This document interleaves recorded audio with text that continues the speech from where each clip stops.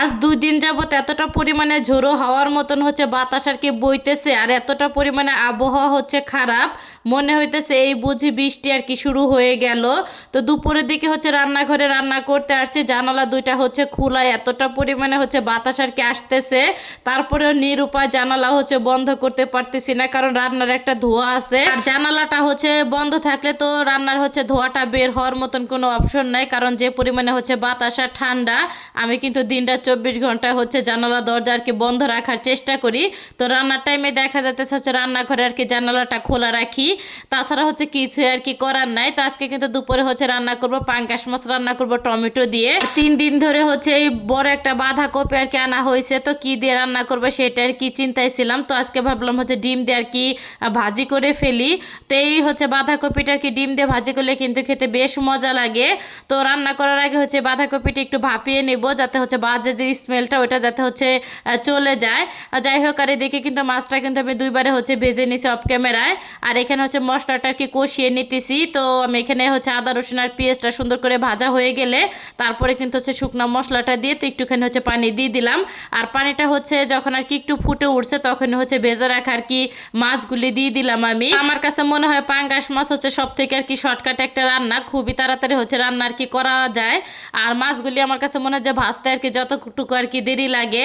তো এখানে কিন্তু কাঁচামরিচ আর হচ্ছে টমেটোটা দিয়ে দিলাম, আর পরিমাণ মতন হচ্ছে পানিটা দিয়ে দিলাম, আর হচ্ছে তরকারিটা বেশি হচ্ছে ঝোলও রাখবো না, আবার হচ্ছে একদমই শুকাই ফেলবো না, আর কি একটু মাখো মাখো টাইপের আর কি থাকবে। যাই হোক, তো চামচ দিয়ে একটু নেড়ে চেড়ে তারপর হচ্ছে আর কি রান্না করে নেব। আর এদিকে কিন্তু হচ্ছে বড় একটা কড়াই নিয়ে নিচে, যেহেতু ভাজবো, তো বড় একটা কড়াই নিলে আমার কাছে মনে হয় সব থেকে আর কি নেড়ে চেড়ে মজা পাওয়া যায়। তো এখানে হচ্ছে শুকনো মরিচ আর জিরাটা ফোড়ন দেওয়া হয়ে গেলে তো পেঁয়াজ আর হচ্ছে কাঁচামরিচ আর বড় একটা হচ্ছে আলু দিছি। আর বাঁধাকপি কিন্তু ভাজতে গেলে একটুখানি আলু না দিলে কিন্তু খেতে তেমন মজা লাগে না, আর নতুন আলু তো বাঁধাকপির ভিতরে দিলে কিন্তু খেতে বেশ মজা লাগে। আর এদিকে পাঙ্গাস মাছটা প্রায় হচ্ছে রান্না শেষের দিকে, তো লাস্টে হচ্ছে একটুখানি জিরার গুঁড়াটা দিয়ে দিলাম। তো ধনিয়া পাতা হচ্ছে ছিল না, আর ধনিয়া পাতাটা থাকলে আবার হচ্ছে জিরার গুঁড়াটা আর কি দিতাম না। আর এদিকে কিন্তু শুকনো মশলার ভিতরে জিরা ধনিয়া আর হচ্ছে হলুদের গুঁড়াটা দিয়ে দিছে, স্বাদ মতন একটু নুন, আর এই যে 2টা ডিম হচ্ছে ভেঙে সুন্দরভাবে হচ্ছে নেড়ে চেড়ে আর কি মিশিয়ে দেবো। আমার জান্নাত বুড়ির কিন্তু খুব পছন্দের একটা সবজি হচ্ছে বাঁধাকপি, বাঁধাকপিটা ভাজেও খেতে ভীষণ পছন্দ করে। আর এই যে ভাপে রাখা হচ্ছে কপিটা দিয়ে তো সুন্দর করে হচ্ছে নেড়ে চেড়ে আর কি মিশিয়ে দিলাম। আর এদিকে কিন্তু পাঙ্গাস মাছের তরকারিটা রান্না করা আমার হয়ে গেছে, তো কালারটাও কিন্তু মাশাআল্লাহ দিলে অনেক বেশি সুন্দর আসছে। আর আমরা কিন্তু পাঙ্গাস মাছ খাইতে ভীষণ পছন্দ করি, তো কে কে পছন্দ করেন পাঙ্গাস মাছ খাইতে অবশ্যই কিন্তু কমেন্ট করে জানাবেন।